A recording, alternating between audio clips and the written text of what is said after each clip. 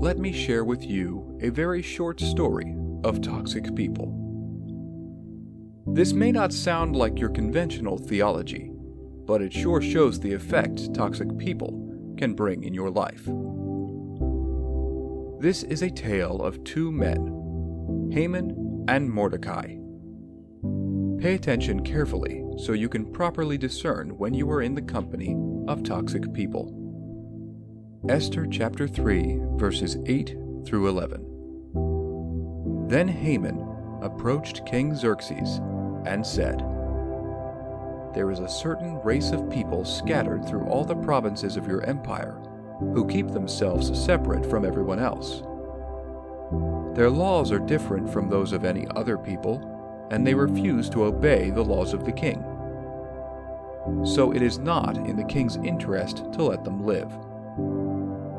If it please the king, issue a decree that they be destroyed, and I will give 10,000 large sacks of silver to the government administrators to be deposited in the royal treasury." The king agreed, confirming his decision by removing his signet ring from his finger and giving it to Haman, son of Hammedatha, the Agagite, the enemy of the Jews. The king said, "The money and the people are both yours to do with as you see fit." So clearly we see the very evil plot of Haman for the Jews. He had wanted to kill them all, and he already got an approval from the king.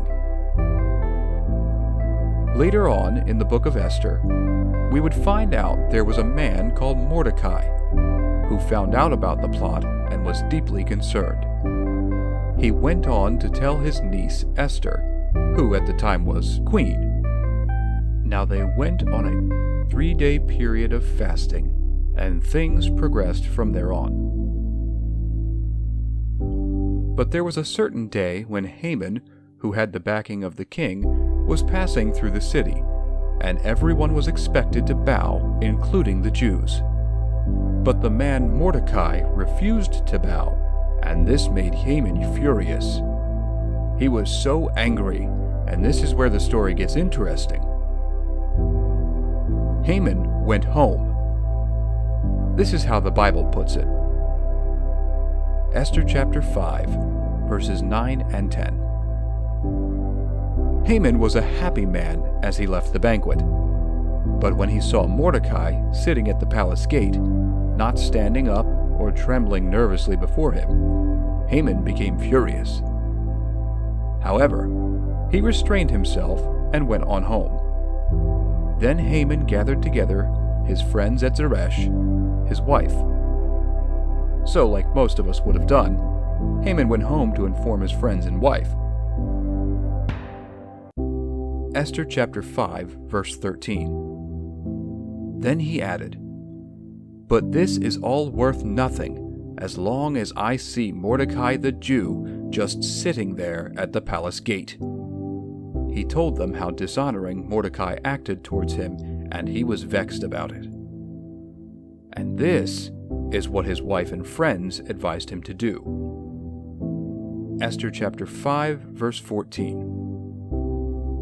So Haman's wife, Zeresh, and all his friends suggested, "Set up a sharpened pole that stands 75 feet tall, and in the morning ask the king to impale Mordecai on it. When this is done, you can go on your merry way to the banquet with the king." This pleased Haman, and he ordered the pole set up. Would it come as a shock to you that several chapters after this, the same gallows that were built to kill Mordecai is what killed Haman? So we could technically say that Haman's wife Zeresh and his friends killed him, not by stabbing him with a knife, or crushing his head with a pistol, or blowing his head off with an AK-47. No, that wasn't the case. They killed him by giving him the wrong advice. Toxic people don't always come as wolves all the time. Sometimes, and even most times, they come as wolves in sheep's clothing. You've got to discern and know toxic people. If not, your life would be a living hell and very miserable.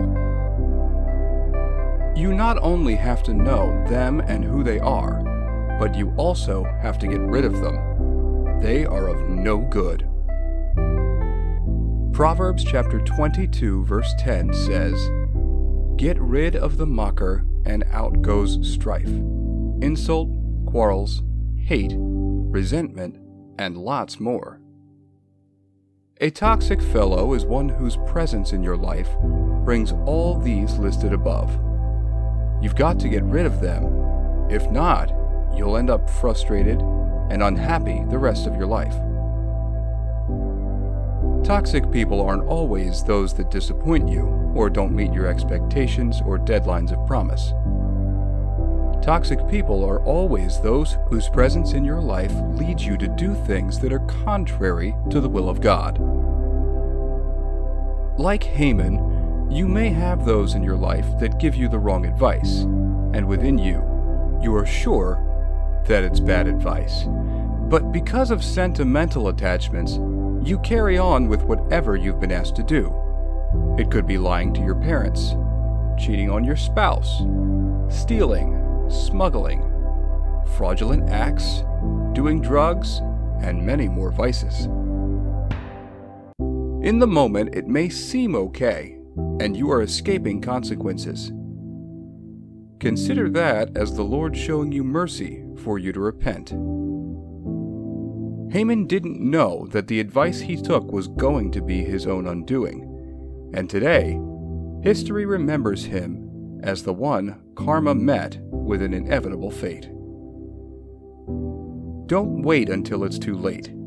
You have the Spirit of God inside of you. You know what's good. You always know what's right. Get rid of those toxic relationships. They are of no good. The Bible tells us that evil communication corrupts good manners. Run as far as humanly possible from those relationships before it ruins you and destroys the good plans God has for you. Psalms chapter 1, verse 1. Oh, the joys of those who do not follow the advice of the wicked, or stand around with sinners, or join in with the mockers. Don't follow wicked advice. Don't follow toxic advice. Get rid of toxic fellows. They are of no good to you or your future.